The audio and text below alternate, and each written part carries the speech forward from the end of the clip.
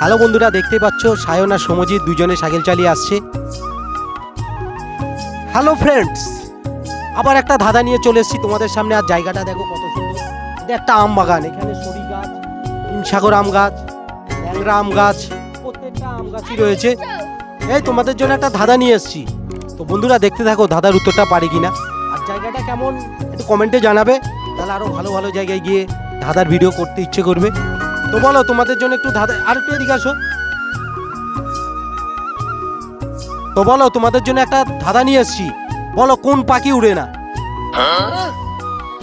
বন্ধুরা দেখতে থাকো পারে কিনা। যদি না পারে তাহলে তোমরা কমেন্টে লিখবে কোন পাখি উড়ে না। বাজ পাখি। বাজ পাখি। বলো কোন পাখি উড়ে না? বলো। বাজ পাখি। সমজিৎ বলছে বাজ পাখি, তুমিও বলছো বাজ পাখি, আর সমজিৎও বলছো বাজ পাখি, তাই তো?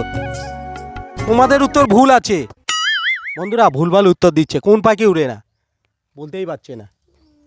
বলো বলো। ময়না। ময়না তো উড়ে। সমজিৎ? টিয়া। টিয়া। ঠিক করে বলো কি? কোকিল।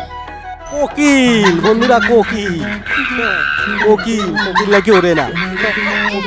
কাক কাক। কাক। কাক নাকি উড়ে না। টিয়া। তো বন্ধুরা চিল। না, তোমাদের উত্তর ভুল বন্ধুরা। ওরা মনে হচ্ছে পারবে না। তো বন্ধুরা আমরা তো পারছি না।